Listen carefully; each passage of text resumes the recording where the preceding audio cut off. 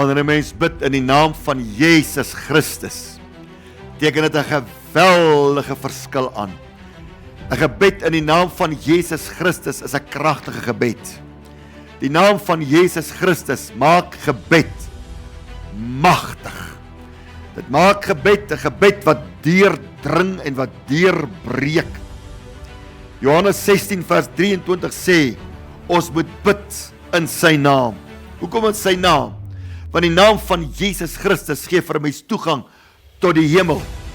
Johannes 14 vers 6 sê, niemand kom na die Vader, behalwe deur hom, deur Jesus Christus nie.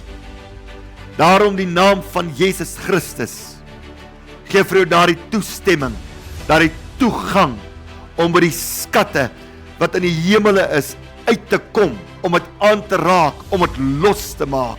Maar daarom moet 'n mens bid in die naam van Jesus Christus. Dit moet 'n mens altyd onthou. Jesus se naam bring jou by die kern van die hemel. Jesus se naam bring jou by God. Sy naam is heilig. Sy naam is baie groot. Sy naam is die poort wat al die voorsiening, al die genade en al die barmhartigheid wat verkrygbaar is in die hemel, dit aan ons openbaar, dit bekend maak, dit losmaak. Daarom bid ons in die naam van Jesus Christus. Filippense 2 vers 9 sê, Jesus het by God 'n naam gekry bo elke naam. En daardie naam van Jesus beteken verlosser. Alles in hierdie lewe het 'n naam. Siekte het 'n naam. Roep die naam van Jesus Christus uit bo die naam van jou siekte en jy roep verlossing uit. Mense het name, owerhede het name, magte het name. Maar roep die naam van Jesus Christus uit bo elke ander naam en jy roep verlossing uit. Verlossing van beproewing, verlossing van versoeking, verlossing van swakheid, verlossing van sonde. Wat is daardie sonde se naam wat jou oorheers, wat jou magteloos laat? Roep die naam van Jesus Christus uit oor daardie sonde en daardie sonde word verslaan. Is daar 'n binding in jou lewe? Wat 'n binding? Wat 'n houvas is daar in jou lewe? Wat is sy naam? Roep die naam van Jesus Christus oor hom uit, want die Bybel sê, hy het 'n naam bo elke ander naam. Jesus se naam staan vas bo enige wese, enige ding, enige situasie, enige gesag. Elke ding wat 'n naam het, moet buig voor die naam van Jesus Christus. Efesiërs 1 vers 20 en 21 sê, Jesus sit aan die regterhand van God en hy's gestel bo alle owerheid, bo alle mag, bo alle krag, bo alle heerskappy en bo elke naam wat genoem word.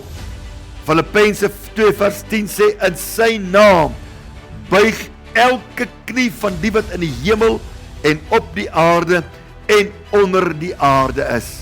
En daarom enige saak wat jou lewe blokkeer, enige saak wat die seën van God belemmer in jou lewe, enige situasie wat jou lewe in swakheid laat verval het, bring die naam van Jesus Christus oor daardie naam van daardie situasie, en daardie owerheid, of daardie mag, of daardie heerskappy, moet die knie buig voor die naam van Jesus Christus.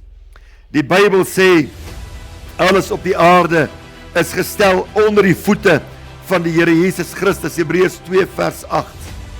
Wanneer jy bid oor sake, roep enige situasie wat verbonde is aan swakheid, aan probleme, aan trauma, aan tekorte, roep dit onder die voete van Jesus Christus in, en jy plaas dit onder die heerskappy van die Seun van God, Jesus Christus. Wil jy kragtig bid, begin dan opnuut bid in die naam van Jesus Christus, die naam bo elke naam. Kom ons bid. Hemelse Vader, baie dankie vir die heerskappy van Jesus Christus. Dankie vir die autoriteit wat daar is in die naam van Jesus Christus. Vir die mag en die krag en die majesteit en die heerlikheid in die naam van Jesus Christus. Vandag spreek ons die naam van Jesus Christus uit oor elke siekte wat 'n naam het, elke gebondenheid wat 'n naam het, elke lewenssituasie wat lewens belemmer.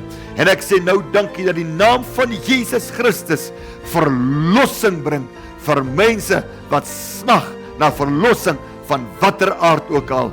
Dit bid ek alles met triomf, met danksegging in die kosbare en heilige naam van ons verlosser Jesus Christus. Amen. Die Here seën u. Totsiens.